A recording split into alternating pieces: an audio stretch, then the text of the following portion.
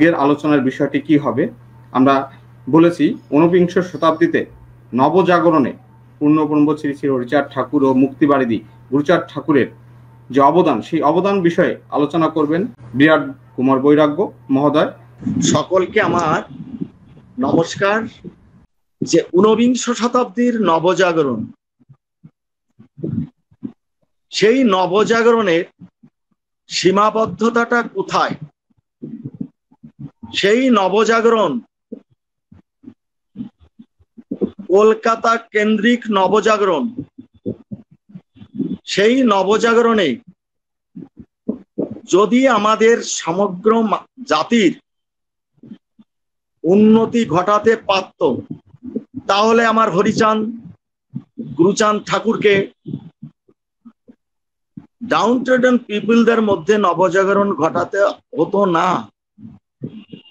তাহলে ইউরোপের যে নবজাগরণ, সেই নবজাগরণের সমগ্র সমাজকে যেভাবে নাড়া দিয়েছিল, তাহলে ঊনবিংশ শতাব্দীতে ব্রিটিশ শাসিত ভারতে সেখানে প্রাচ্য এবং পাশ্চাত্যের সংঘর্ষ এবং মিলনের মাধ্যমে রেনেসাঁস এলো, নবজাগরণ এলো। 1757 সালে ইস্ট ইন্ডিয়া কোম্পানি বা লর্ড ক্লাইভের কাছে নবাব পরাজিত হলেন। তাহলে পাশ্চাত্য শিক্ষা দীক্ষা আমরা অষ্টাদশ শতাব্দী থেকে দেখছি যে 1765 সালের মধ্যে মীর কাসিমের পরাজয়ের পরেই প্রকৃত ক্ষমতার অধিকারী হলো ব্রিটিশরা। সেই ব্রিটিশদের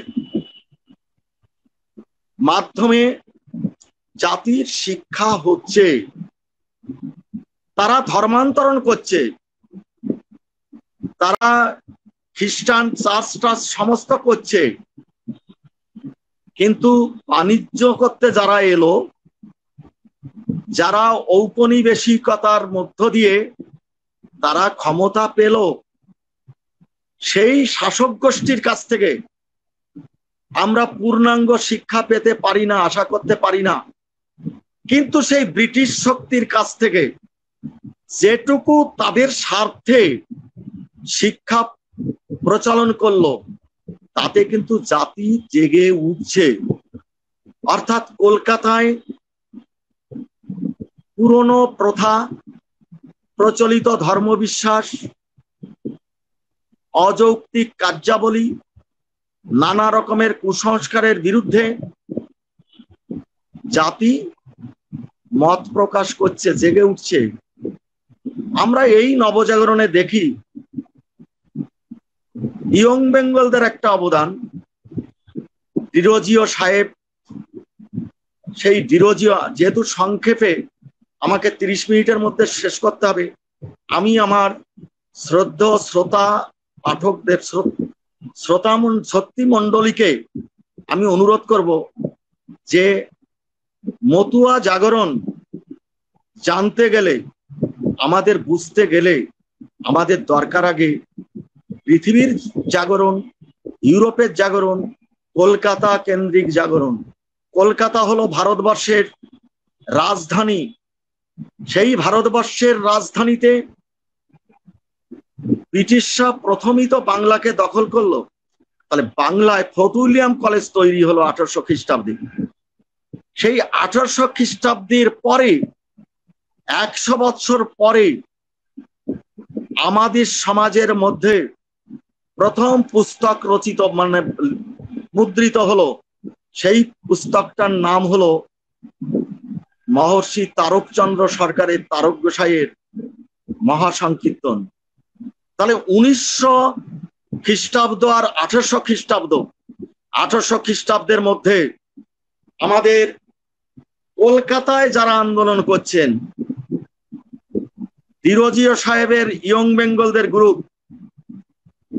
আমাদের এই 19th সেঞ্চুরিতে জন্মগ্রহণ করছেন, বিদ্যাসাগর আন্দোলন করছেন এই 19th সেঞ্চুরিতে। আমাদের এই 19th সেঞ্চুরিতে বঙ্কিমচন্দ্র, শিবনাথ শাস্ত্রী, অক্ষয় কুমার দত্ত, দেবেন্দ্রনাথ ঠাকুর, রাজা রামমোহন রায় এরা আন্দোলন করছে। একটা হলো ব্রাহ্ম মুভমেন্ট, তারা সংস্কার আন্দোলন করছে। আর একটা হলো ইয়ং বেঙ্গলদের গ্রুপ, তারা আন্দোলন করছে যে পুরনো প্রথা ছেড়ে, তারা সমস্ত পৈতে ছেড়ে নতুন চেতনায় উদ্বুদ্ধ হয়ে উদ্ভাসিত হয়ে তারা সমস্ত এগিয়ে যাচ্ছে। আমরা দেখতে পাচ্ছি যে কলকাতায়, কিন্তু সেই কলকাতায় যে সংস্কার কাজগুলো হলো, রামমোহন সতীদাহ প্রথা নিবারণ করলেন। তাহলে রামমোহন সতীদাহ প্রথা নিবারণ করলেন। আমাদের যে সমাজের মধ্যে সতীদাহ প্রথা ছিল, সেই সতীদাহ প্রথা কিন্তু ছিল মাত্র 5% মানুষের মধ্যে। আমি যদি একটা তথ্য দিই, 1931 সালের সেন্সাস রিপোর্টের, সেখানে দেখুন আমাদের বাংলাদেশে মানে নরেশচন্দ্র চট্টোপাধ্যায় তিনি তার গ্রন্থে জাতিকথা গ্রন্থে লিখছেন, আমাদের বাংলাদেশে বিশেষত পূর্ববঙ্গে সংখ্যা হিসাবে হিন্দুর মধ্যে নমশূদ্রদের স্থান অনেক উপরে। কোন কোন স্থানে হিন্দুর 4 ভাগের 3 ভাগ ইহারা। 1931 সালের খ্রিস্টাব্দের আদমশুমারির গণনায় সেন্সাস রিপোর্টস ফাইট the Calcutta gazette July 14, 1932 PP 1354 থেকে 70। ফরিদপুরের নমশূদ্র সংখ্যা 4,27,698, আর ফরিদপুরের ব্রাহ্মণ 45,000, কায়স্থ 45,000, বৌদ্ধ মাত্র 5,000। তাহলে নমশূদ্র উচ্চবর্ণের এই 3 জাতি একত্রে কেবল নমশূদ্রদের 1/3 নয়। এটা হলো ওই বইয়ের কথা বা সেন্সাসের কথা। তাহলে এই সংখ্যাগরিষ্ঠ জাতির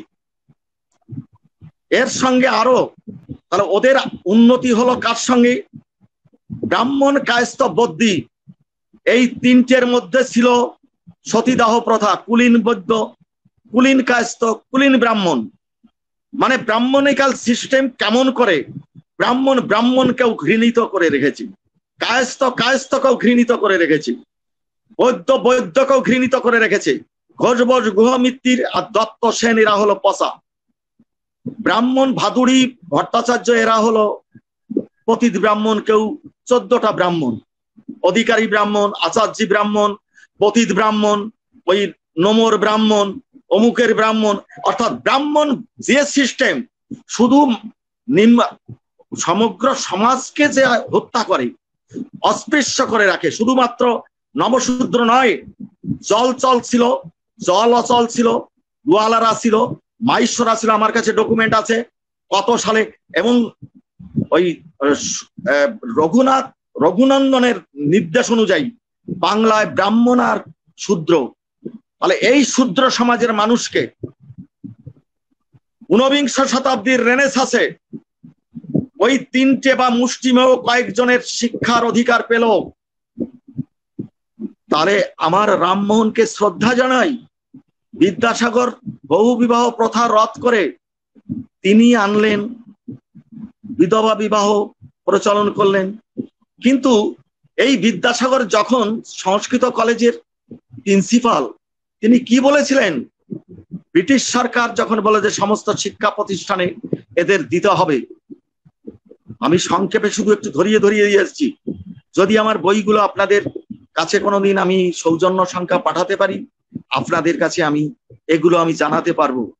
যে এইবার আসি আমার বিদ্যাসাগর, সেখানে বলল কি, এদের শিক্ষার সিস্টেমটা হলো ফিল্টার ডাউন সিস্টেম। শিক্ষা পদ্ধতির কতগুলো পদ্ধতি আছে। সেটা হলো উঁচুতে জল রাখলে যেমন নিচে সেটা পড়ে যায়, তেমনি হলো উচ্চ বর্ণের মানুষ শিক্ষা লাভ করলে নিম্ন বর্ণের মানুষ এমনি নাকি শিক্ষিত হয়ে যাবে। বিদ্যাসাগর বললেন, আমাদের গুরুচাঁদ ঠাকুরের 1996 সালে তার সার্ধশতবর্ষ উপলক্ষে আমাদের একটা স্মারক গ্রন্থ বেরোয়, সেখানে আমাদের 12-14 জনের লেখা, ডক্টর অনিল রঞ্জন, ডক্টর তুষার চট্টোপাধ্যায়, আমার, কপিল কৃষ্ণ ঠাকুর, মনোহর মৌলী বিশ্বাস, এদের সমস্ত লেখা বেরোয়।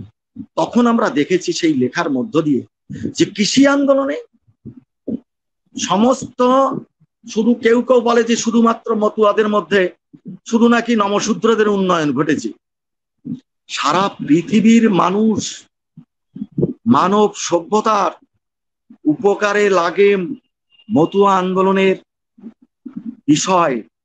মতুয়ারা, হ্যাঁ, নমশূদ্রদের কথাটা এসছে বারবার ঠিকই, কিন্তু সেটাও তো সমাজের একটা বৃহত্তর অংশ।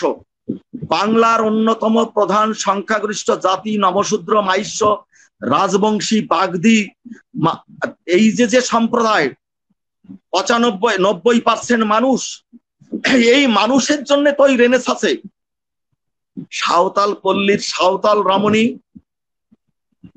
তার কোনো পরিবর্তন হলো না। যশোর, খুলনা, বরিশাল, সেই গোপালগঞ্জ, কাশিয়ানী, সেই পাবনা, যশোর, মাগুরা, ওই পিরোজপুরের নমশূদ্র পল্লী, এ সমস্ত জায়গায় পৌঁছালো না রামমোহন বিদ্যাসাগরের বাণী। তারা যে অস্পৃশ্য থেকে গেল, তারা যে অশিক্ষার মধ্যে থেকে গেল, তাদের শিক্ষার জন্যে বিদ্যাসাগর ভাবলেন না।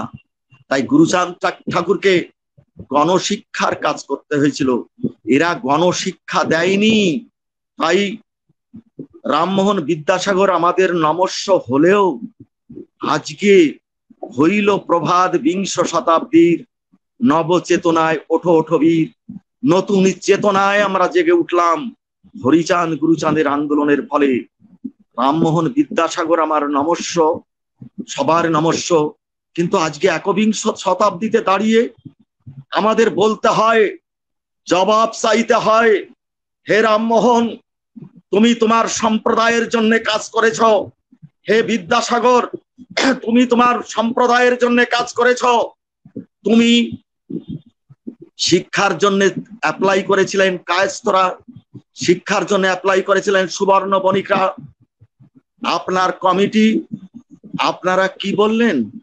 বললেন যে ওই সুবর্ণ বণিক জাতপাতের বিচারে নিম্ন পর্যায়ে আছে, ওদের ঢুকলে শিক্ষার মান মর্যাদা নষ্ট হবে। কায়স্থদের, উচ্চ কায়স্থদের দিতে পারি, তাহলে যারা উচ্চবর্ণ বলে কথিত তাদেরই প্রবেশ অধিকার দিচ্ছেন না। আর হিন্দু সমাজের মধ্যে শূদ্র থেকেও নিচে অস্পৃশ্য বলে কথিত, চণ্ডাল বলে নিন্দিত, ছোট জাত বলে নিন্দিত, তাদের জন্য তোমার প্রাণ কাঁদলো না, তাদের জন্য তুমি কিছু করলে না। তাই তো আমার ঊনবিংশ শতাব্দীর ভারতের পূর্বাংশে সেই যে গগনে উদিত হলো সূর্য, সেই সূর্যের নাম হরিচাঁদ, সেই সূর্যের নাম গুরুচাঁদ।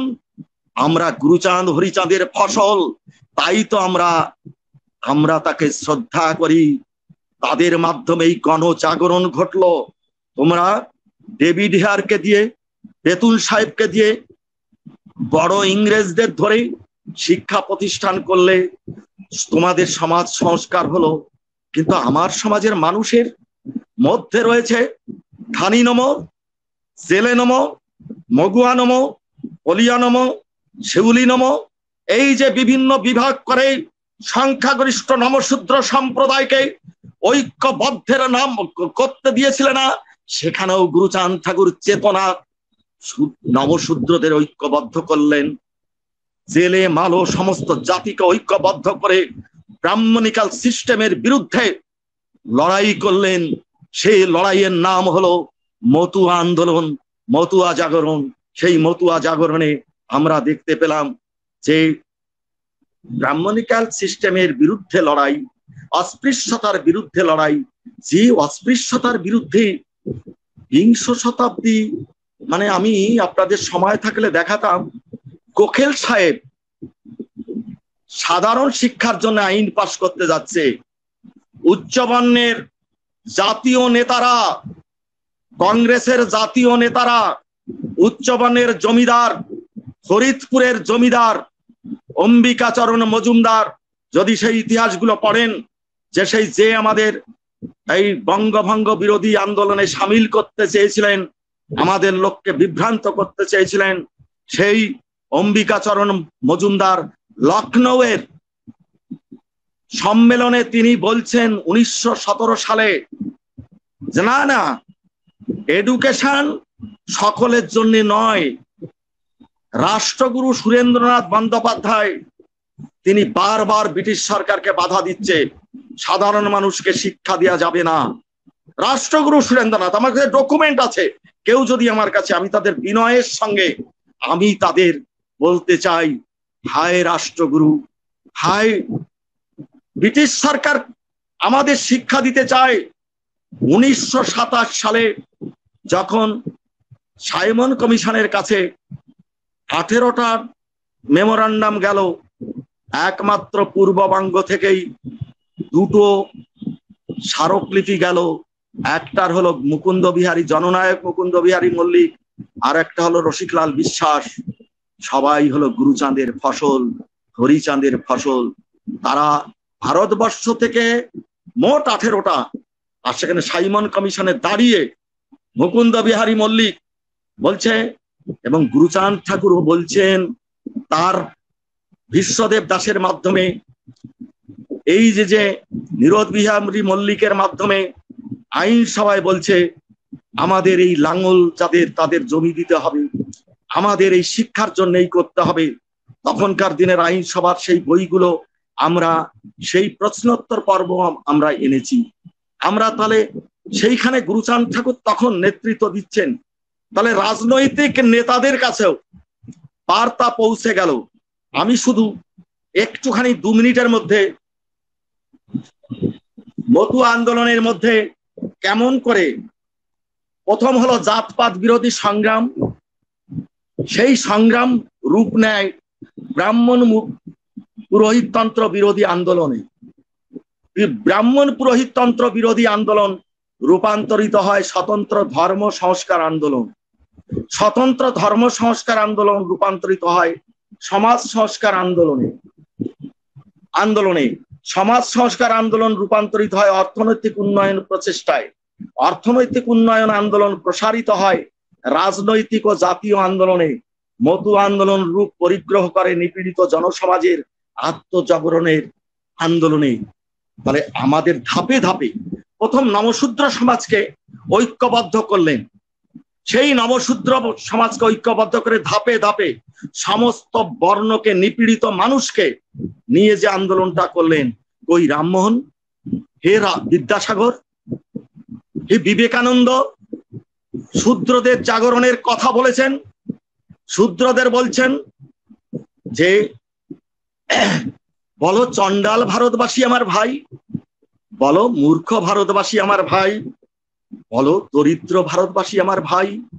যদি আমরা এক এক করে বিবেকানন্দ রচনাবলী পড়ি, আমরা দেখব যে গুরুচাঁদ ঠাকুর যে কাজটা করলেন, গুরুচাঁদ ঠাকুর চণ্ডাল গালি মোচনের জন্য যে আন্দোলনটা করলেন, চান্ডাল জাতি সে সমস্ত আমি জানি, যেখানে নিশ্চয়ই আমার স্বপনদা বলে গেছেন, কিন্তু উচ্চবর্ণের মানুষ এই বাংলার বৃহত্তম জাতিকে নিন্দা অর্থে চণ্ডাল শব্দটা ব্যবহার করে সেইখানে গুরুচাঁদ ঠাকুর গর্জন করে উঠেছিলেন যে যারা আমাদের সমাজের মানুষ কখনো মরা পড়ায় না, আমার সমাজের মানুষ দেশ সেবা করে। মধ্যযুগের সমর কুশলী জাতি, দেশ সেবক, তাদের ইতিহাস টেনে যদি আমরা দেখা যায় যে তারা আমাদের খেতে দেবে না, পড়তে দেবে না, আমাদের আবার গালি দেবে, চাড়াল বলে গালি দেবে। চাড়াল, মৌলবাদী সবাই আমাদের চাড়াল বলে গালি দেবে। অর্থাৎ অন্য জাতির মধ্য থেকেও চাড়াল গালি সহ্য করতে হয়েছে, হিন্দু সমাজের উচ্চবর্ণের কাছ থেকেও চাড়াল গালি সহ্য করতে হয়েছে। তার বিরুদ্ধে তিনি চণ্ডাল গালি মোচনের জন্য তিনি যে আন্দোলন করলেন, তাহলে সমাজ সংস্কার আন্দোলন করলেন। তাহলে বিদ্যাসাগর, তুমি চণ্ডাল গালি মোচনের জন্য কারোর কাছে কি স্মারকলিপি দিয়েছো? তুমি তো সেই সময় আমাদের দেশে গুরুচাঁদ ঠাকুরের পরেই তোমার জন্ম 1963 সালে। তাহলে গুরুচাঁদ ঠাকুর আন্দোলন করছেন, আপনি তো গিয়ে রাজা মহারাজদের কাছে আতিথ্য গ্রহণ করে বিশ্বে যাচ্ছেন, কিন্তু আপনার দেশে চন্ডাল গালি। দরিদ্র ভারতবাসী আমার ভাই, এ দরিদ্র ভারতবাসী, সেই দরিদ্র ভারতবাসীর চাকরির জন্য আমার গুরুচাঁদ ঠাকুর কি করলেন? ফুড ফর ওয়ার্কের জন্য কি করলেন গুরুচাঁদ ঠাকুর? গুরুচাঁদ ঠাকুর আমার যেভাবে মানুষের অর্থনৈতিক উন্নয়নের জন্য কাজ করলেন, কিন্তু আমার কাছে এসে তো তুমি পৌঁছালে না, তুমি তো এসে বললে না যে এদের, তুমি শুধু ভাষণ দিয়ে গেলে। আমার বিবেকানন্দ, তুমি পুরোহিততন্ত্রকে লাথি মারতে চেয়েছো, কিন্তু রামকৃষ্ণ মিশন প্রতিষ্ঠা করে তোমার যে ভগবান রামকৃষ্ণদেব মরার 2 দিন আগে বলছে, আমার বিছানায় কে আছিস? কোন শূদ্র আছিস? সেই শূদ্র যদি থাকিস আমার গলায়, আমার ক্যান্সার হয়েছিল, তিনি বলছেন আমাকে ওই ইয়ে করছে, কি বলে, ওই জিওলে কাটাচ্ছে, অর্থাৎ আমাকে স্পর্শ করলে সেখানে ছিল একজন কৈবর্ত আর একজন কায়স্থ। হিন্দু সমাজের বিধান অনুযায়ী বাংলার ব্রাহ্মণ ছাড়া সবাই হলো শূদ্র, সেখানে নমশূদ্র নয়, অন্য তারা উচ্চবর্ণ কথিত, তাদের মানে সুতাও যাওয়া যাবে না। গিরিশ ঘোষের বাড়িতে কোনোদিন কায়স্থ গিরিশ ঘোষের আমন্ত্রণ গ্রহণ করেনি। রানী রাসমণি দেবী 9 লক্ষ টাকা সে সময় দিয়েছিলেন, আজকে 9,000 কোটি টাকা। রানী রাসমণি দাস যখন মন্দিরে যাবে বলে যে তুমি তো রানী রাসমণি দাসী, অর্থাৎ আমাদের নারীদের টাইটেল নয়, আমাদের পুরুষদের শ্রাদ্ধের সময় বলে অমুক দাসস্য দাস। এই যে দাসত্বের বিরুদ্ধে, এই কুসংস্কারের বিরুদ্ধে লড়াই করেছিলেন ময়দানে নেমে আমার গুরুচাঁদ, আমার হরিচাঁদ, যে ধর্ম দিলেন প্রচলিত ধর্ম বিশ্বাসের বিরুদ্ধে কুঠারাঘাত হেনে, পুরোহিততন্ত্রকে কুঠারাঘাত হেনে, ব্রাহ্মণ্যতন্ত্রকে কুঠারাঘাত হেনে আমার তিনি দিলেন, কি দিলেন? মতুয়া ধর্ম। যেখানে জাত নেই, যেখানে ব্রাহ্মণের আধিপত্য নেই, যেখানে কিন্তু দুঃখ লাগে যখন আমার শ্রদ্ধেয়রা যখন ব্রাহ্মণ পুরোহিত নেই, ছাগল দিয়ে, গরু দিয়ে, সোনা দিয়ে, খাট দিয়ে, জমি দিয়ে ব্রাহ্মণের পায়ে প্রণাম করে উদ্ধার হওয়ার জন্য ধিক্কার জানাই তার। আমি প্রতিবাদ করি আমার প্রতিবাদী কণ্ঠে। আমার হরিচাঁদ, আমার গুরুচাঁদ, আমার তারক লোচন বদন গোপাল চাঁদ বিপিন, আমার রমণী গোসাই যে কাজ দেখিয়ে গেছে, যে আন্দোলন করেছে, আজকে ভারত নয় সারা পৃথিবীকে মানুষকে পথ দেখাতে পারে। কিন্তু দুঃখের বিষয়, আমার সমাজের যারা শিক্ষিত তারা গিয়ে ব্রাহ্মণ্যতন্ত্রের ধারক বাহকদের কাছে সাদা পোশাক পরে পইতে ঝুলিয়ে সেখানে গিয়ে তারা মাথা ঠকায়। যারা আমার মতো আন্দোলনকে এগিয়ে নিয়ে যাবে, যারা সমস্ত তাদের অর্থটা এখানে দেবে। আমি ঢাকাতে গেছি, ঢাকার অনেক শিল্পপতি আমার সমাজের মানুষ, তারা, আমি সেগুলো বলতে চাই না, আমার ইন্ডিয়া তো আমি দেখেছি বড় আইএস অফিসার, তাদের মহারাজের শিষ্য, কিন্তু যখনই রাজনৈতিক মঞ্চে, সামাজিক মঞ্চে গুরুচাঁদ ঠাকুরের উদ্ধৃতি না দিয়ে তারা সমাজে ঠাঁই পায় না। আমরাই চালাকি ধরে ফেলেছি। আজকে যেমন তাপস বসু আজকে যে কাজটা করছেন, আমাদের সঞ্জয় বিশ্বাস, আমাদের পবিত্র মিস্ত্রি, আমাদের ওই শশাঙ্ক বর, আমাদের সুবল রায়, আমাদের আরো পূর্ববঙ্গে বাংলাদেশে যারা আন্দোলন করছে, আমি তাদের নমস্কার জানাই। আমি তখন ভাবি যে না রে, বাংলাদেশের আমার মতুয়ারা সবাই কিন্তু ওই ব্রাহ্মণ পুরোহিতের পায়ে নমস্কার করে জমি দেয় না। ব্রাহ্মণ পুরোহিতের পায়ে নমস্কার করে, যে পুরোহিত তন্ত্র আমাকে ধ্বংস করেছে, আমার মানুষকে অপবিত্র করেছে। হায় বিবেকানন্দ, তুমি তো তার বিরুদ্ধে লড়াই করলে না। আমার মানুষকে তুমি বললে এই দরিদ্র ভারতবাসী, চন্ডাল ভারতবাসী, মূর্খ ভারতবাসী। তাহলে মূর্খ মানে কি? নিরক্ষর। সেই নিরক্ষর মানুষের মধ্যে আমার স্কুল প্রতিষ্ঠা করলেন, গণ আন্দোলন করে গণ শিক্ষার প্রচলন করলেন গুরুচাঁদ ঠাকুর। সেই গুরুচাঁদ ঠাকুর ছাড়া তুমি তো কটা স্কুল করেছো?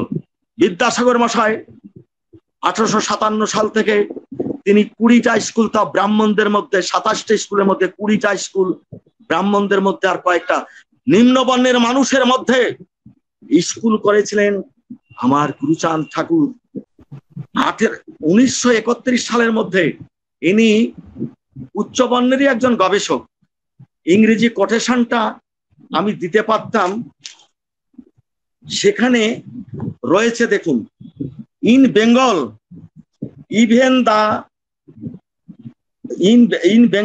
even the depressed class pupils found no difficulty in securing admission to common schools during 1931.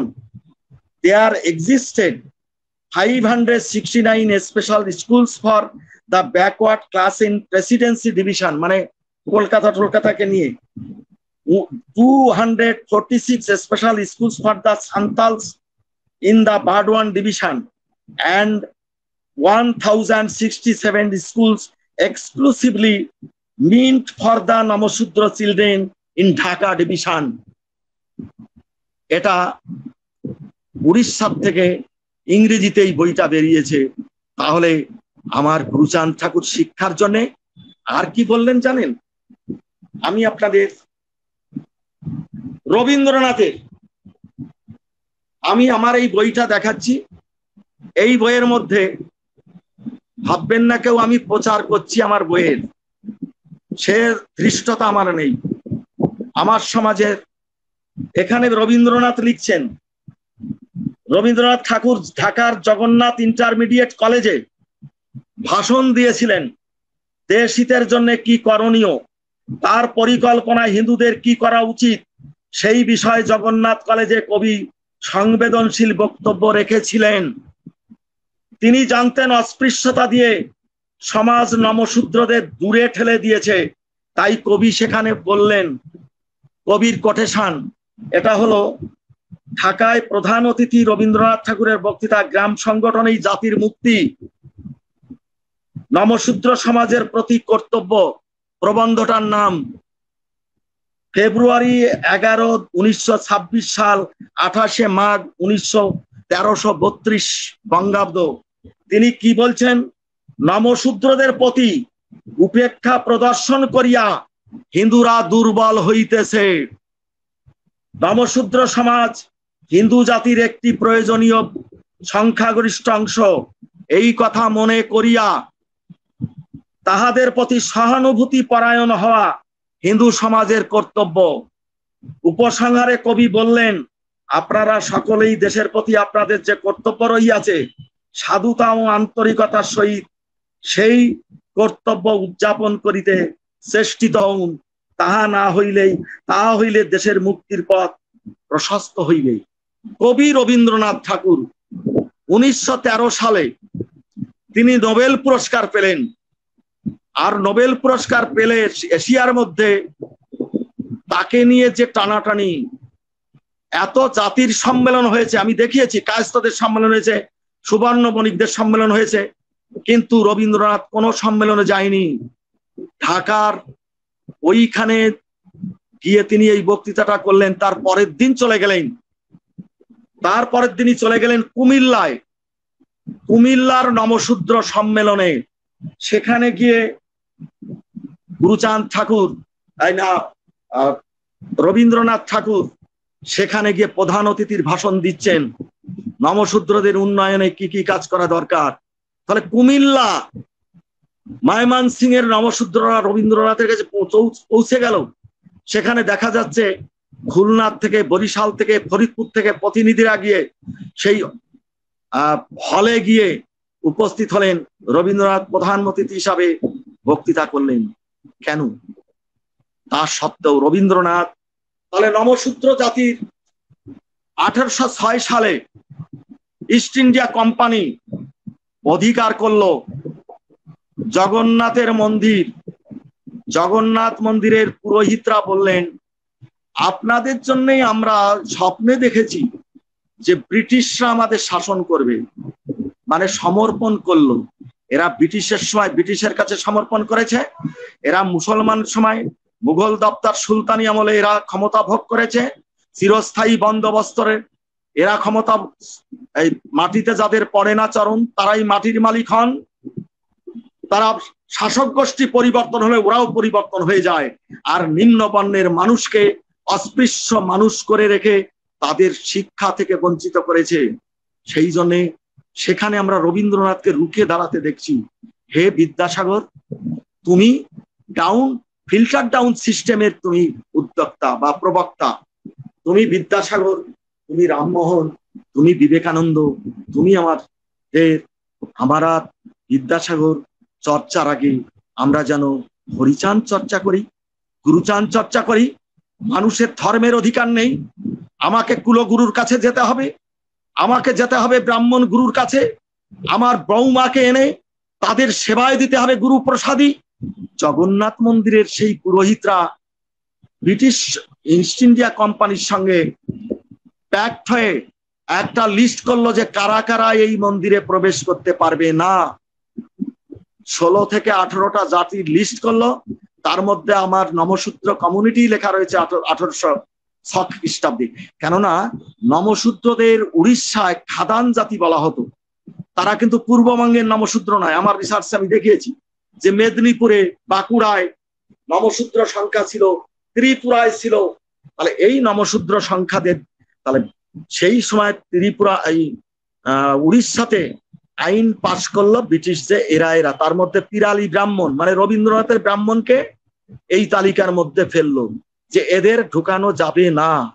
এই জন্যে রবীন্দ্রনাথ কুশারি বা পিরালি ব্রাহ্মণ সে জ্বালা জানে, তাই তো তিনি রবীন্দ্রনাথ 1310 বঙ্গাব্দে যখন গেল পুরীর মন্দির থেকে তাকে দূর করে তাড়িয়ে দিল যে তুমি ব্রাহ্মণ হলেও তুমি নিচু ব্রাহ্মণ, তুমি অস্পৃশ্য। তাই তো রবীন্দ্রনাথ বললেন, হেমর দুর্ভাগা দেশ, যাদের করেছ অপমান, অপমানে হতে হবে তাদের সবার সমান। রবীন্দ্রনাথের কাছেও মতুয়া আন্দোলনের বিষয় চলে গেছিল, নমশূদ্র আন্দোলনের কথাও গেছিল নয়। তাই তো সেই পুরীর কথা স্মরণ করে আমার সিদ্ধান্ত যে সেই 1310 বঙ্গাব্দের কথা স্মরণ করে আর 1806 সালের যে আইন ওরা করলো সেইগুলো জেনেই নমশূদ্র কমিউনিটির পাশে এসে দাঁড়ালেন যে ব্রিটিশ, মানে আমার হরিচাঁদ, আমার গুরুচাঁদ একদিকে ধর্মতত্ত্ব, একটা রেনেসাঁস হতে গেলে ওরা যেমন ব্রাহ্ম মুভমেন্ট করছে, ব্রাহ্ম মুভমেন্টে ওই উত্তর মধ্য ভারত থেকে, আর্যাবর্ত থেকে 5 জন ব্রাহ্মণ এনে বেদ পাঠ করা হতো রামমোহনের যুগে। অর্থাৎ বাংলার ব্রাহ্মণরা খাঁটি ব্রাহ্মণ নয়, আর সেই ব্রাহ্মণদের উপর রামমোহনেরও বিশ্বাস ছিল না। তাহলে সেই রামমোহন, বিদ্যাসাগর আর ইয়ং বেঙ্গলদের এদের কেমন করে ঠেকানো যায়? এলেন চলে নিউ হিন্দু মুভমেন্টের নেতা আমাদের রামকৃষ্ণদেব। যে রামকৃষ্ণদেব বলছে মতুয়ার গো, আমরা এখানে আমার গবেষণার মধ্যে দেখিয়েছি মতুয়ার গো বলতে তিনি কি বোঝাতে চেয়েছেন। গো বলতে বোঝাচ্ছেন মতুয়ারা প্রচলিত ধর্ম বিশ্বাস করে না। হ্যাঁ, পতুয়ারা তো প্রচলিত ধর্ম বিশ্বাস করে না, ব্রাহ্মণ পুরোহিত বিশ্বাস করে না। যে মতুয়া গলায় আচার মালা নিয়ে, যে মতুয়া ব্রাহ্মণ পুরোহিতের পায়ে তেল মাখায়, সে মতুয়া হতে পারে না, সে হরিচাঁদ গুরুচাঁদের অনুসারী হতে পারে না। তার জন্যই তো শ্রদ্ধা করি আমার বাগচি বাবুকে, হরপ্রসাদ বাগচিকে, শ্রদ্ধা করি প্রণব বাবুকে, শ্রদ্ধা করি আমি আমার ডাক্তার সুধাংশু শেখর মালাকারকে, আমি আমার ভালোবাসি আমার সঞ্জয় বাবুকে, ভালোবাসি আমাদের তাপস বাবুকে আজকেই দেখা হলো। আমি তাই আমার কথাগুলোই বলে যাচ্ছি যে 1900 যে আমার মানুষকে যে তত্ত্ব দিলেন, শুধু আমার মানুষ কেন, আজকে এইডস রোগে এখানে যদি সুধাংশু বাবু থাকেন ডাক্তার মানুষ যারা জানা শুনছেন, বহুগামিতার ফলে এডস হয়। আজকে চেন্নাইতে একটা জায়গা আমার গবেষণায় দেখিয়েছি, সেই জায়গাটায় ব্রিটিশ রোডে যত মেয়েদের সিভিলিস্টিস বা পুরুষদের হতো, কেন হতো? ব্রিটিশের কোল অঙ্ক সাইনি হতো উচ্চ বর্ণের মহিলারা। আর আমাদের কি বলল? গেটা সাহেবের কাছে কি রিপোর্ট দিয়েছিল? চাড়াল চাং চন্ডাল এতখানি যেটা লিখে দিয়েছিল এই গেটে সাহেবের কাছে মহেশরত্ন বাবু, সেখানে ইংরেজিতে লেখা, সেখানে বলছে এই নমশূদ্র, এই যে চাড়াল, এদের মেয়েরা সতীত্ব নেই। আমার মানুষ কি 100টা বিয়ে করত? আমার মানুষ, আমার হরিচাঁদ বললেন বহু বিবাহ প্রথার বিরুদ্ধে এক নারী ব্রহ্মচারী সচ্চরিত্র রবে, লয়ে নিজ নারী ব্রহ্মচারী সচ্চরিত্র রবে। আর তোমরা 80 বৎসরের বয়সে বিয়ে করেছো। তো 1908 সালে আমি যেটা পেয়েছি নদিয়া গেজেটিয়ার থেকে, গেজেট থেকে, খুলনা যশোরের গেজেট থেকে, 1908 সালে খুলনায় যে সম্মেলন হচ্ছে সেখানে সিএস মিড উপস্থিত ছিলেন। সিএস মিডের সইও দেখছি। সিএস মিড থেকে নমশূদ্ররা যে ডিসিশন গুলো নিয়েছিল যে তাদের সমাজ সংস্কারে, যে তাদের বলছে 16 বছরের ছেলে আর 12 বছরের মেয়ের নিচেই বিয়ে হলে সে বিয়ে অবৈধ হবে। অর্থাৎ আমরা এখন যেমন 21 বছরের ছেলে আর 18 বছরের মেয়ে, আমাদের সেই সময় হলো 5 বছরের মেয়ের সঙ্গে বিয়ে হতো 80 বছরের সঙ্গে। তাহলে 100টা বিয়ে করলে শেষ বয়সে আপনারা যেহেতু সমস্ত বোদ্ধা শরৎচন্দ্রের বামুনের মেয়ে উপন্যাসটা পড়বেন, লাস্ট পর্যন্ত বামুনের মেয়ে নয়, সেটা হলো নাপিতের মেয়ে। অর্থাৎ সে বামুনের মেয়ে উপন্যাস। শরৎচন্দ্রকে নমস্কার জানাই, শিবরাম চক্রবর্তীকে নমস্কার জানাই, তাদের সমাজের বিষয়টা সেখানে তুলে ধরেছেন। আমাদের সাহিত্যিকরাও, আমাদের লেখকরাও, আমাদের সমাজের এই যে তারা তুলে ধরছেন আমার গুরুচাঁদ চরিত, আমার দলিল, আমার হরিলীলামৃত দলিল, আমার গুরুচাঁদ চরিত্র সুধা দলিল, গুরুচাঁদ আমার সোনার মানুষ গোপাল সাধুর দলিল, আমার ধর্মের অধিকার যে দিল, আমার শিক্ষার অধিকার যে দিল, আমার সাহিত্য সংস্কৃতির অধিকার দিল। তাহলে রেনেসাসের যে যুক্তিবাদ, রেনেসাস যে নতুন ধর্মে উদ্বুদ্ধ করা, কুসংস্কার মুক্ত করে, রেনেসাসে হলো প্রগতির কথা। তাহলে প্রগতির কথা তো আমরা কার কাছ থেকে শুনলাম? যুক্তিবাদের কথা কার কাছে শুনলাম? কার কাছ থেকে শুনলাম যে পুরোহিততন্ত্রের বিরুদ্ধে তোমাকে থাকতে হবে? আমার হরিচাঁদ, আমার গুরুচাঁদ। তাই বহু ভোগের পরে আমার হরিচাঁদ ঠাকুর বললেন এক নারী ব্রহ্মচারী। এইটা যদি সারা পৃথিবীর মানুষ গ্রহণ করে, সেখানে কি বলা হচ্ছে শুধুমাত্র নমশূদ্ররাই এটা ভোগ করবে, এটা পালন করবে? জীবে দয়া নামে রুচি মানুষেতে নিষ্ঠা, ইহা ছাড়া আর জাতি আর সব ক্রিয়া ভ্রষ্টা। তাহলে এই যে মানুষকেই শুধু ভালোবাসা নয়, বৈষ্ণব ধর্মে বলছে বৈষ্ণবে নিষ্ঠা। এটা যদি পড়েন, নারী হিজড়ে পুরুষ খোঁজা, তবে হবে মতুয়া ভজা, সাধনা দেবী তারক গোসাই। যদি সাধন তত্ত্বের যদি দেখতে হয়, মতুয়া সাধনের মধ্য দিয়ে, দ্বাদশ আজ্ঞা পালনের মধ্য দিয়ে, সপ্তম নিষেধাজ্ঞা পালনের মধ্য দিয়ে মানুষকে যে লোকোত্তর প্রতিভায় পৌঁছে দেয়, মানুষকে যে প্রকৃত মানুষে পৌঁছে দেয়, সেই ধর্মের তত্ত্ব আমার হরিচাঁদ, আমার গুরুচাঁদ জানালেন। আমার তাহলে মুক্তির, তাহলে যে 19th সেঞ্চুরিতে যে আপনারা এই 19th সেঞ্চুরির সীমাবদ্ধতা তাহলে সাঁওতাল পরগনায় পৌঁছালো না। গুরুচাঁদ ঠাকুরের আন্দোলনের ফলেই সাঁওতাল পরগনাও এতগুলো স্কুল হলো, প্রেসিডেন্সি বর্ধমানও হলো। আর ঢাকা ডিভিশনে যশোর, খুলনা, বরিশাল, পাবনা বিভিন্ন জায়গায় 1067টা বিদ্যালয় প্রতিষ্ঠা যে করতে পারেন, পুজিব না সেই দেবতারে যে আমারে পাঠালো অপমানের অন্ধকারে, যে পুরোহিত তন্ত্র আমাকে অন্ধকারে পাঠিয়েছ, যে ব্রাহ্মণ পুরোহিত আমাকে ঘৃণা করেছ, আমি তোমাদের পূজা করতে পারি না, তোমাকে আমি নমস্কার করতে পারি না, আমি প্রতিবাদ করি, আমি ঘৃণা করি তোমাদের সে সমস্ত লোকে। তাই তো আমরা চিরদিনই কি করলাম? আমরা যদি ইউরোপের দাসত্ব প্রথার বিরুদ্ধে আন্দোলন দেখি, আমেরিকার বিপ্লব যদি দেখি, সেখানে দেখছি কি তারা প্রতিবাদ করছে আর ব্রাহ্মণ্যতন্ত্রের বিরুদ্ধে আমরা প্রতিবাদ করে না।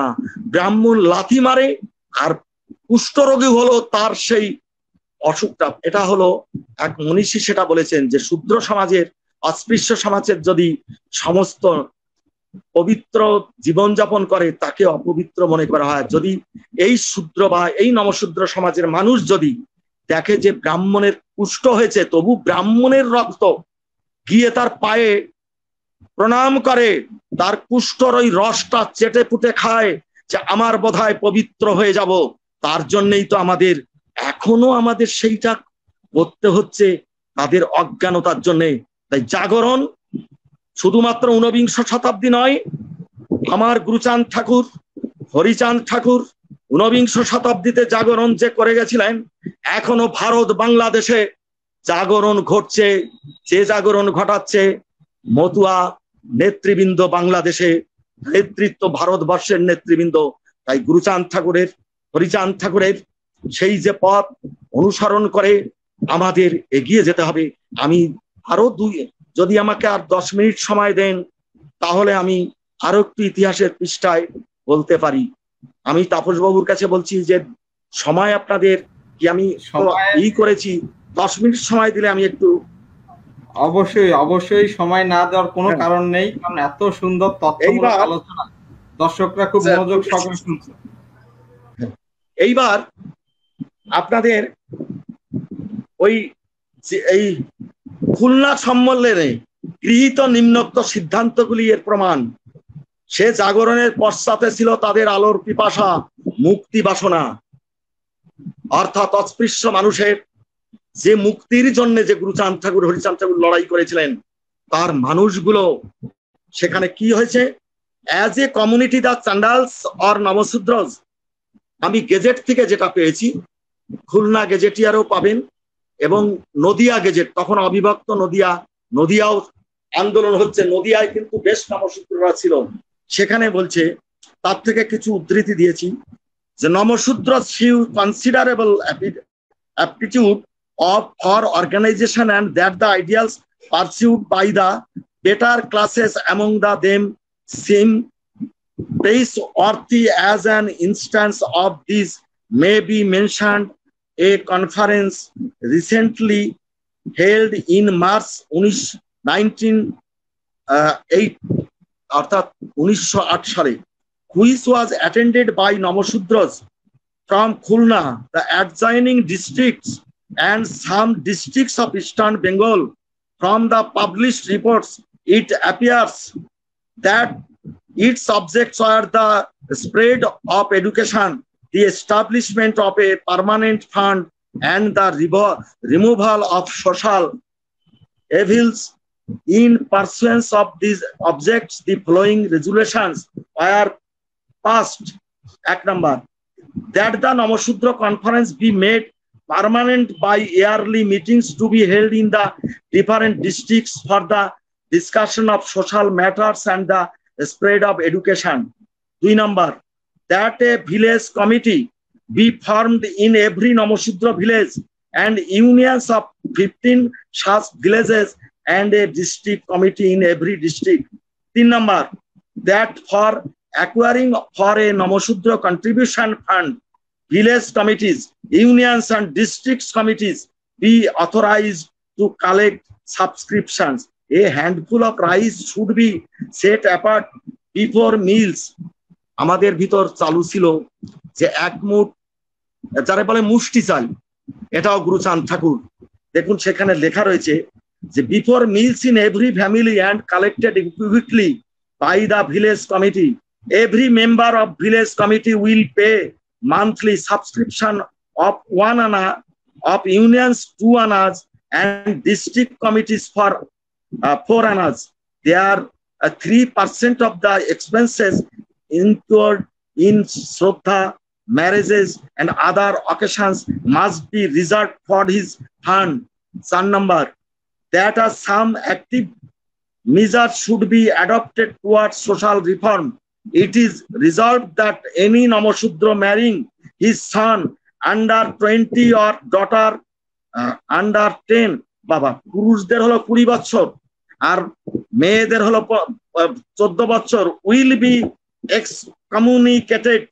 The committees and unions must be especially careful about strict compliance with these regulations. তাহলে রেজুলেশন নিল সিএস মুড সেখানে উপস্থিত, সিএস মিড এবং মতুয়া নেতারা সেখানে, মানে তখনও মুকুন্দ বিহারী মল্লিক ফর্মে বেশি আসেনি, কুমুদ বিহারী মল্লিক এসছেন, হ্যাঁ এসছেন ফর্মে, কেননা চাকরি হচ্ছে। তাহলে 1907 সালে যে ওই আসাম অ্যান্ড ইস্ট বেঙ্গল দিয়ে সেইটায় যে রিজার্ভেশন চালু হলো, সেই সরকারি সেই রিজার্ভেশনে আমাদের চাকরি হলো মুকুন্দ বিহারী মল্লিক, পিয়ার ঠাকুর, এই ইতিহাসগুলো। তাহলে চাকরি পেলাম কার জন্যে? শিক্ষা পেলাম কার জন্যে? তিনি শিক্ষা প্রতিষ্ঠান, গণশিক্ষা।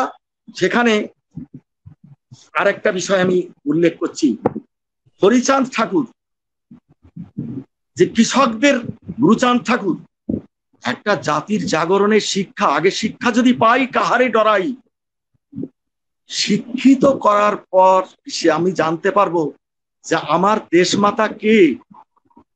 তাহলে বঙ্গভঙ্গ বিরোধী আন্দোলনে, আমাদের বঙ্গভঙ্গ বিরোধী আন্দোলন, আমার এই যে বিদেশি দ্রব্য বর্জন আন্দোলনে, দেখুন গুরুচাঁদ ঠাকুর যেভাবে 1907 সালে নমশূদ্র সুরিত পত্রিকা প্রকাশের মধ্য দিয়ে, সেই পত্রিকার থেকে পাচ্ছি যে গুরুচাঁদ ঠাকুর তার নির্দেশে বরিশালে জমিদাররা আমাদের উপর, আমাদের মহিলাদের ল্যাংটো করে পর্যন্ত, তার জন্য নমশূদ্ররা কি ব্যারিকেড, সেটাই নমশূদ্র সুরিত পত্রিকা থেকে পাচ্ছি।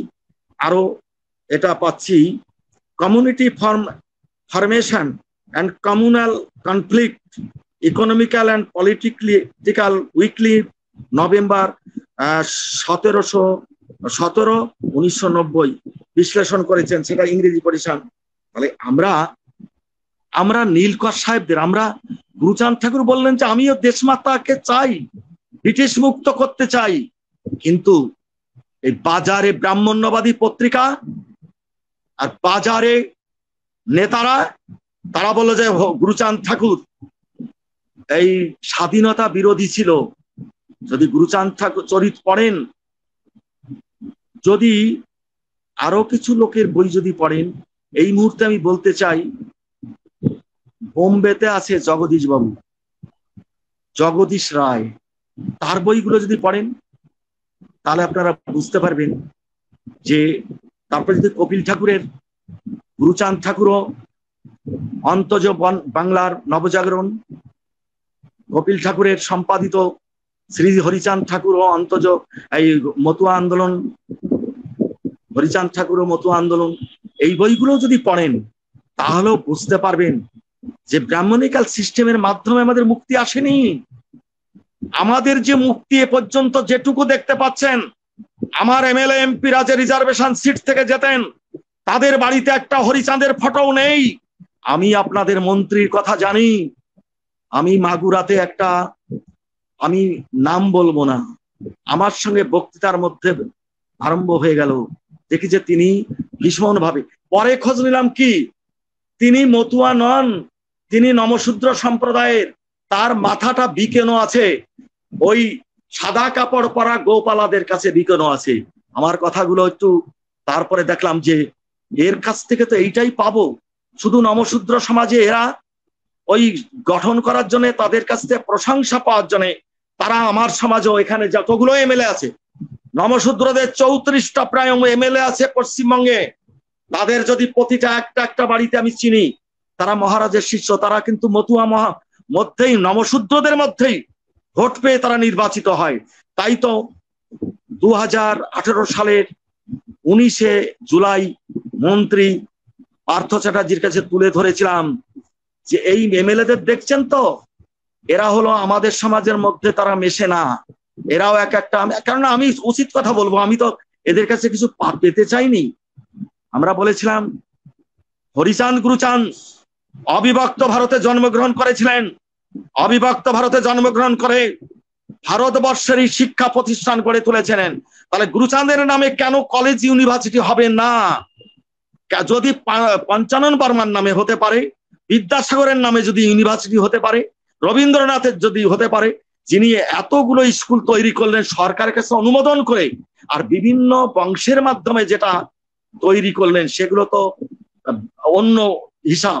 তাহলে এতগুলো শিক্ষা প্রতিষ্ঠান যে করে আর যে রিজার্ভেশনের জন্য আন্দোলন করে, পরবর্তীতে আবার আমার এখানে আসতেই হবে যে দেশ বিভাগের পরে সংবিধান রচনায় বাবা সাহেব সংবিধান রচনার মধ্যে যেটা দিলেন, তাহলে সেই সংবিধানের রচনায় পূর্ববঙ্গ থেকে তিনি জিতলেন। তিনি আক্ষরিক অর্থে যে কয়জন তারা মতুয়া না হতে পারে, কিন্তু এই নমশূদ্র আন্দোলনের ফলেই যোগেন্দ্রনাথ মন্ডল, আমাদের মুকুন্দ বিহারী, কুমুদ বিহারী মন্ডল, মল্লিক, তারিক বারুরি, এরা সমস্ত হরিচাঁদ গুরুচাঁদের নমশূদ্র বা মতুয়া মুভমেন্টেরই ফসল। তাহলে সংবিধান রচনায়, তাহলে সেইখানে সেই সংবিধানে আসলো রিজার্ভেশন। তার আগে যে 1937 সালের যে রিজার্ভেশন, মানে পুনা চুক্তির পরে যে রিজার্ভেশন হলো, সেটাই তো মতুয়ারাই লিড দিয়েছে। মুকুন্দ বিহারী মল্লিক, এ সমস্ত এই নীরদ বিহারী মল্লিক, এই বিশ্বদেব দাস যাদের কথা বলছি, তাহলে তারা কারা? তাহলে সেই রিজার্ভেশনের সূত্র ধরে তুমি মন্ত্রী হচ্ছ, এমপি হচ্ছ, কিন্তু তারা একমাত্র কপিল কৃষ্ণ ঠাকুর, শান্তনু ঠাকুর, আমাদের মমতা ঠাকুর, এই তিনজন ছাড়া কেউ পার্লামেন্টে হরিচাঁদ গুরুচাঁদের নামে শপথ গ্রহণ করেনি। এখনো নমশূদ্র সমাজের মধ্যে কয়েকজন এমপি আছে এই ভারতবর্ষে, তাদের আমরা জানি ব্যক্তিগতভাবে। তাহলে এতগুলো এমএলএ, এতগুলো 1937 সাল থেকে এ পর্যন্ত এত নমশূদ্র অবিভক্ত বাংলা থেকে এত মন্ত্রী হয়েছে, এমপি হয়েছে, তাহলে আজকে মতুয়াদের পাশে এসে দাঁড়ায়নি। আজকে যখনই ভারত বাংলায় মতুয়ারা মাথা তুলে এসে দাঁড়াচ্ছে, তাদের মধ্যে বিভ্রান্তি সৃষ্টি করে, তাদের মধ্যে গ্রুপবাজি করে সেইটাকে ধ্বংস করতে চাইছে, কিন্তু না, ধ্বংস করতে পারবে না। চারিদিকে চারিদিকে মতুয়া আন্দোলনের লোক সৃষ্টি হয়েছে। আরেকটা জায়গায় আমি দিচ্ছি, হরিচাঁদ ঠাকুর মতুয়া দর্শনের ভিতরে যে বেদাচার, তন্ত্রমন্ত্র, যাগযজ্ঞ, শোষণে বাংলার কৃষক কুলের প্রাণ তখন ওষ্ঠাগত, এর প্রতিবাদে হরিচাঁদ তার সংগঠন বিশাল বাহিনী নিয়ে জোনাসুর কুঠি অভিযান করেন, অর্থাৎ ঔপনিবেশিক শক্তির বিরুদ্ধে, নীলকর সাহেবদের বিরুদ্ধে আমার হরিচাঁদ আন্দোলন করেছে, মতুয়া সমাজের মানুষ আন্দোলন করেছে। আর একটা উদ্ধৃতি দেব, তখন কোথায় ফরিদপুর আর কোথায় গোপালগঞ্জ আর কোথায় তার শেষ বয়স গুরুচাঁদ জাতীয় পর্যায়ে পৌঁছে গেছে তার আন্দোলনের কথা। সেখানে দেখুন, এই কৃষক আন্দোলনে গুরুচাঁদ কতটা জনপ্রিয়, গ্রহণযোগ্য উঠেছিলেন। 1933 সালে ঘাটালে অনুষ্ঠিত বঙ্গীয় প্রাদেশিক কৃষক সম্মেলনের ৫ম অধিবেশনের জন্য যে বিভিন্ন পত্র পত্রিকায় প্রচারিত বিজ্ঞপ্তি থেকে তা জানা যায়, সে বিজ্ঞপ্তিটি নিম্নরূপ। এইবার সে বিজ্ঞপ্তি মানে ওটা আমরা 1996 সালে আমাদের সমাজেরই এই দেশি নমশূদ্র তারাপদ সাঁতরা তার কাছ থেকে রক্ষিত ছিল। তিনি মারা গেছেন, অনেক বইয়ের লেখক তিনি। এটা তার কাছে সংরক্ষিত ছিল, আমাদের কপিল কৃষ্ণ ঠাকুর তার কাছ থেকে পান। প্রাদেশিক কৃষক সম্মেলন মানে যেটা সেই সময় যে বিজ্ঞপ্তি, যে লিফলেট বেরিয়েছিল সেখানে রয়েছে, প্রাদেশিক কৃষক সম্মেলন আগামী 5ই চৈত্র রবিবার মেদিনীপুর জেলার ঘাটাল শহরে বঙ্গীয় প্রাদেশিক কৃষক সম্মেলনের 5ম বাৎসরিক অধিবেশন হইবে।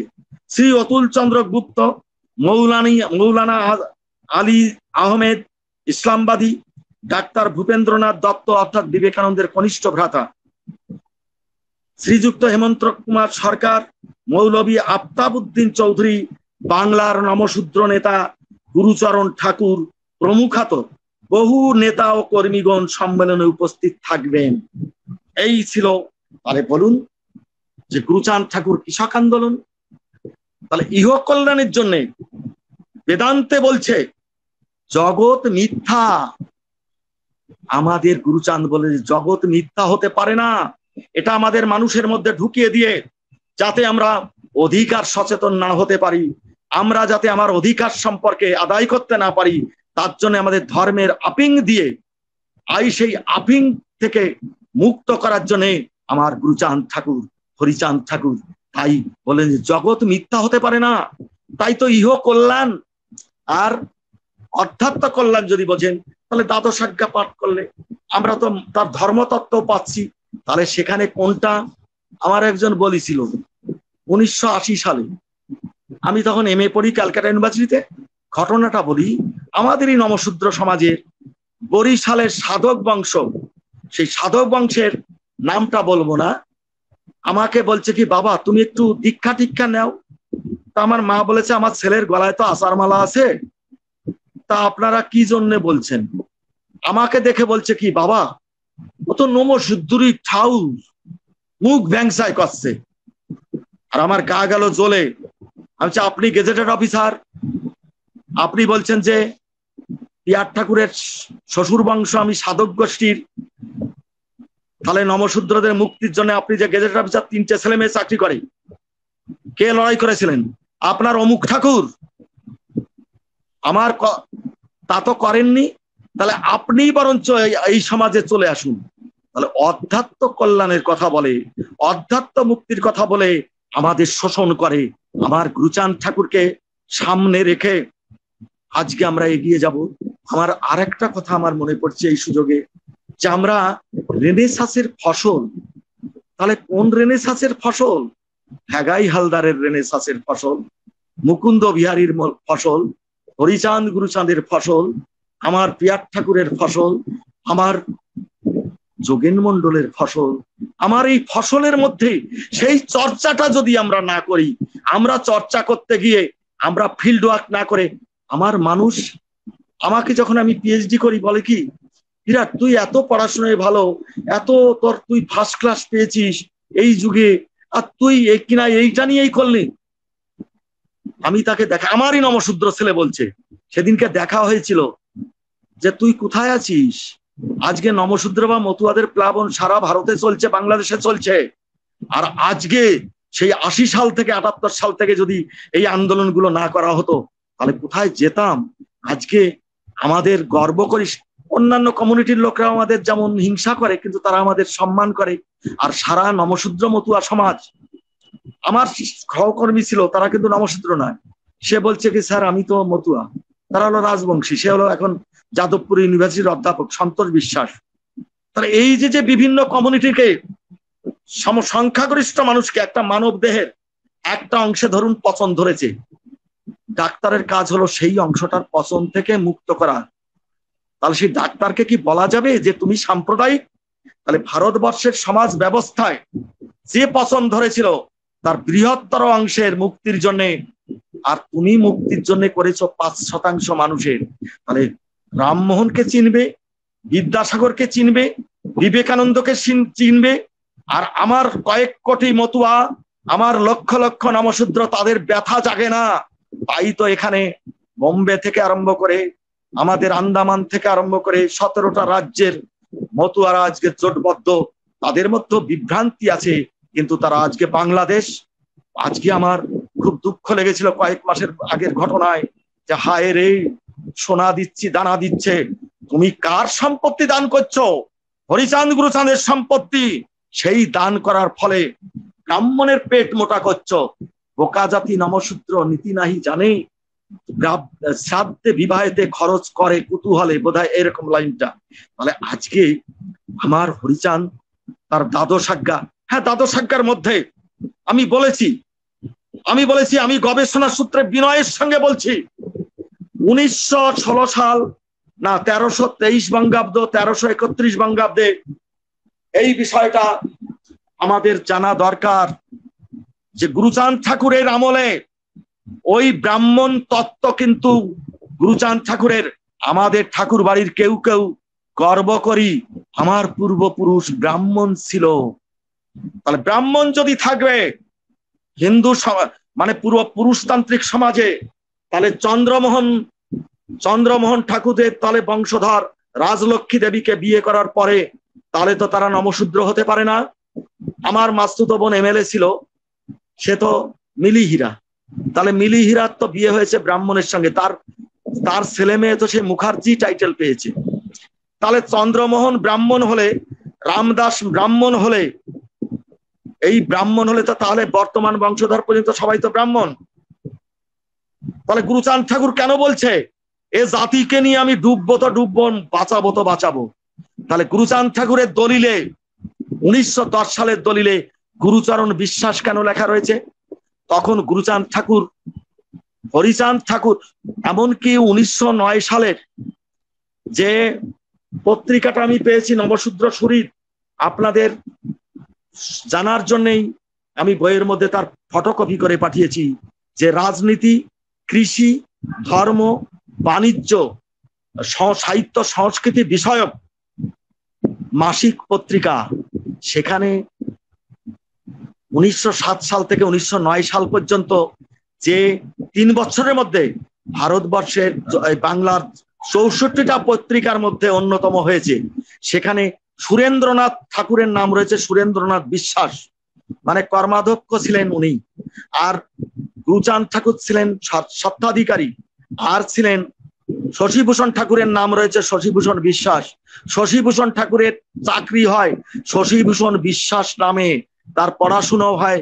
তাহলে এক জায়গায় লিখছেন পিয়ার ঠাকুর মশাই তার আত্মচরিতে, যে আমার বংশধররা, আমার পূর্বপুরুষ রামদাস মিশ্র হলেন মিশ্র টাইটেল এবং মৈথিলি ব্রাহ্মণ। তাহলে 1937 সালে রিজার্ভেশন ভোগ করছো, কপিল ঠাকুর রিজার্ভেশনে দাঁড়ালেই বনগা কেন্দ্রে যে সাংবাদিক সম্মেলন হয়েছিল, মানে উনি তখন আমি আর নন্দদা গিয়ে বলেছিলাম এটা হলো হেজিওগ্রাফি অ্যান্ড বায়োগ্রাফির দৃষ্টিতেই করতে হবে। এটা ত্রিপিটক, বাইবেল, আমাদের এই চৈতন্য চরিতামৃত, চৈতন্য ভাগবত, এগুলো হলো চরিতামৃত, এটা চরিত সাহিত্য নয়, জীবনী সাহিত্য নয়। তাহলে এর মধ্যে রয়েছে অনেক কিংবদন্তি আছে। তাহলে অরিজিনালি কিন্তু ঠাকুর বংশ, নমশূদ্র বংশ এবং দলিত তখন কিন্তু 1914 সালে, এই 2014 সালে সাংবাদিকদের সামনে আমরা তখন বলেছিলাম, একটা প্রশ্ন উঠেছিল যে উনি যদি হরিল্লামিতে দেখি যে বংশ রয়েছে বংশলতিকায় ব্রাহ্মণ, তাহলে আমি এই 2012 সালে বা 2017 সালে প্রস্তাব নিয়েছিলাম যে হরিল্লামিতের মধ্যে আর একটা বিষয় রয়েছে। তাহলে ব্রাহ্মণের আমি এইবার একেবারে পরপর দেখিয়ে দিয়েছি। আর একটা বিষয় রয়েছে, হরিলীলামৃত গুরুচাঁদ চরিত, সমস্ত শাস্ত্রগ্রন্থ পড়লে দেখা যায় হরিচাঁদ ঠাকুর, গুরুচাঁদ ঠাকুর জাতিভেদ মানেননি। তার ভক্তরা মুসলমানদের সঙ্গে, আমাদের এখানে মুসি পাড়া, যাদের মুসি বলে ঘৃণা করা হয়, সেই মুসি বা ঋষিদের আমি পায়ে হাত দিয়ে প্রণাম করি, তারা আমাদের ডঙ্কার তালে তালে নাচে। তাহলে এখনো প্র্যাকটিক্যালি মানুষকে কোলে নেয় মতুয়ারা। আমার মতুয়াদের মধ্যে ব্রাহ্মণ আসে কালী পুজো করতে, ব্রাহ্মণীকে নিয়ে আসে। তাও দুঃখের বিষয়, পলতায় একটা জায়গার নামটা বলবো না, তিনি মতুয়া মহাসংঘের শাখা সংঘের প্রেসিডেন্ট। 1993 সালের ঘটনা বলছি। আমি তখন মতুয়া মহাসংঘের অল ইন্ডিয়ান কেন্দ্রীয় কার্যনির্বাহী কমিটির আমি অ্যাসিস্ট্যান্ট জেনারেল সেক্রেটারি। আমি নেমন্তন্ন পেয়ে এলাম, এসে আমার মাকে নিয়ে এলাম। মা এসে দেখি যে ব্রাহ্মণী রান্না করছে। আমার মা বলল কি, আমার ছেলে চাকরি পেলে আমি বলতাম যে মতুয়ার ছেলেকে বা নিপীড়িত ছেলেদের আমি এদের শিক্ষার জন্য খরচ করব, আর আপনার 4টে ছেলে চাকরি করে, আর আপনি সেখানে ব্রাহ্মণ দিয়ে 2টো জোড়া কালী পুজো করছেন। এই যে আমাদের সংস্কার, আমাদের মনের মধ্যে মনের সংস্কারটা দূর করার জন্য গুরুচাঁদ এইটা করলেন। আর সেইখানে আমাদের হরিলীলামৃতের দ্বাদশ আজ্ঞায় রয়েছে কি জানেন, চরিত্র পবিত্র ব্যক্তির প্রতি জাতিভেদ করিও না। হরিচাঁদ সে স্বরূপের বাড়িতে গেল, এত লক্ষ লক্ষ লোক আসে বারুণীতে, কে চোর কে বদমাস, এই চোর বদমাইশকে তারা তো হরিনামে, তারা প্লাবনে, তারা পবিত্র হচ্ছে। হরিচাঁদের কাছে যাচ্ছে ব্যভিচারী বৈষ্ণব, মৈথুনাত্মক সাধনার মধ্য দিয়ে চৈতন্য পরবর্তীকালে ভেগধারী বৈষ্ণবরা কেমন করে সেটার বিরুদ্ধে তো প্রতিবাদ করেছে। আমার হরিচাঁদ প্রকৃত বৈষ্ণবকে রামকান্ত বৈরাগী এলে তার কোলে তাকে যেভাবে ভালোবেসেছেন, আবার ভেগদারি বৈরাগী এলে তা ছুঁড়ে ফেলে দিয়েছে। তাহলে মতুয়ারা তো, অর্থাৎ হরিচাঁদ ঠাকুর প্রকৃত মানুষকে ভালোবেসেছেন। তাহলে তিনি তো বলতে পারেন না যে চরিত্র পবিত্র ব্যক্তির প্রতি 2018 সালের 3রা জানুয়ারিতে আমি ওই রমনা মন্দিরের, তাপসবাবুর বোধহয় মনে থাকবে, যেখানে সুশীল সিনহা এসেছিলেন, আমি সে সুশীল সিনহার সঙ্গে আমার ঝগড়া লেগে গেল।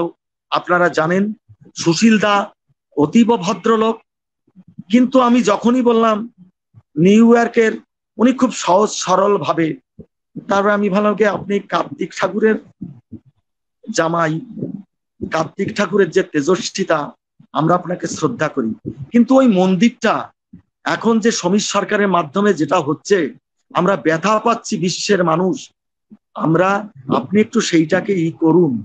উনি কথা দিয়ে গেছিলেন, এখনো সেই মন্দির যদিও এখনো পাইনি। তাহলে আজকের এই চ্যানেল থেকেও আমি প্রতিবাদ কণ্ঠে বলতে চাই, ফেরত দাও নিউ ইয়র্কের মন্দির, মতুয়ার টাকায়, গরিব মানুষের টাকায় যে মন্দির হয়েছে, সমীর সরকার তুমি সেই টাকা নিয়ে মন্দির কুক্ষিগত করে নিজের ব্যবসার কাজে লাগাতে পারো না। বিশ্বের মতুয়ারা তোমাকে ধিক্কার জানায়, আমার মন্দির চাই, আমার নিউ ইয়র্কের মন্দির চাই।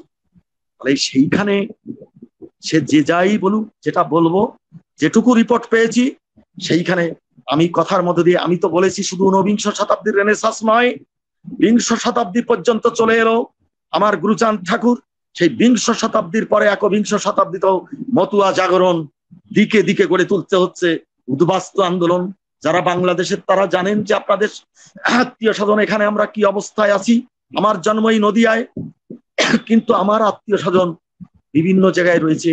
আমার আত্মীয় স্বজন যখন দেখি যে ঢাকায় প্রতিষ্ঠিত হয়েছে, আমার বংশের বৈরাগী গোষ্ঠী যখন দেখি যে ওই আড়ুয়াকান্দিতে, ওই যশোরে, খুলনায়, তখন তাদের সঙ্গে দেখা হয় যে একই রক্তের, আমি রক্ত মনে করি সমস্ত মতুয়া আমার রক্ত, সমস্ত মতুয়ার রক্ত, সেই রক্তে আজকে, তার জন্যই তো আজকে তাপসবাবুকে আমি কোনোদিন দেখিনি, আমার মনে পড়েছিল না, এখন তো জানলাম যে মনে পড়েছে।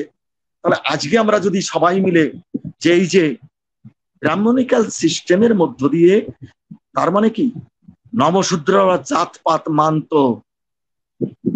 গুরুচাঁদ পড়বেন, শ্রীকান্ত ঠাকুরের যেটা সুধাংশু বাবু যেটাকে সম্পাদনা করেছেন, সম্পাদনা এবং প্রকাশের সব থেকে টিকা টিপ্পণী দিয়ে এরকম গ্রন্থ, আমি এতগুলো গ্রন্থ তো আমার 140টা গ্রন্থ আনলাম, যে বইটা আমার বেরোবে মতুয়া জীবনী সাহিত্য 999 পৃষ্ঠা, প্রায় 1000 পৃষ্ঠার, সেটার বাইন্ডিং হতে যাচ্ছে, সেটা ফটোটট, সেইখানে আমি ওইটা ওনাকে দিয়েছি।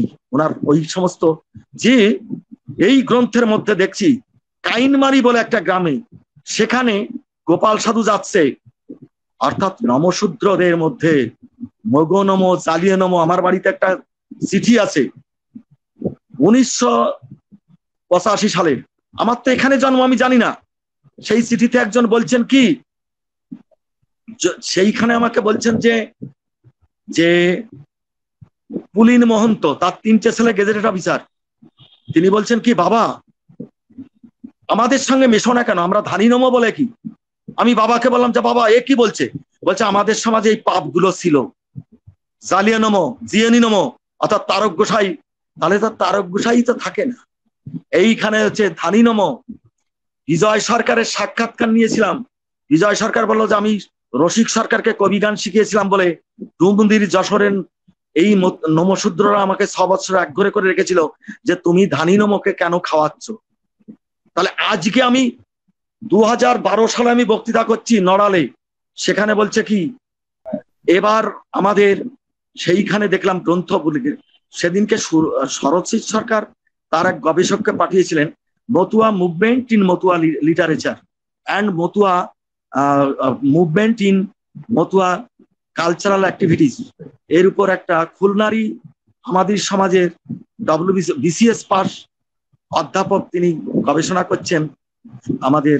তখন আমি বললাম যে দেখো আমাদের এই গ্রন্থগুলোর মধ্যে যেখানে যেখানে মুভমেন্ট করছে গুরুচাঁদ, সেখানে বিধবা বিবাহের জন্য, হে বিদ্যাসাগর তুমি বিধবা বিবাহ দিতে পারো না, আমার গুরুচাঁদের নির্দেশে আমার দেবী চাঁদের মাধ্যমে, গোপাল চাঁদের মাধ্যমে, বিপিন চাঁদের মাধ্যমে, এমনকি বিজয় সরকারও বিধবা বিবাহ দিলেন।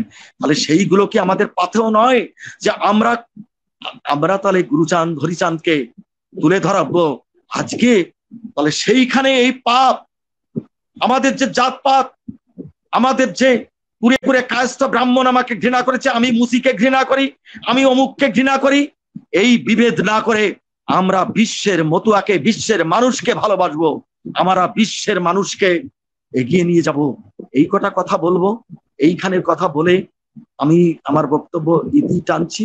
আপনাদের আমার শ্রদ্ধা, আমার ভালোবাসা, আমার প্রণাম, আমার নমস্কার।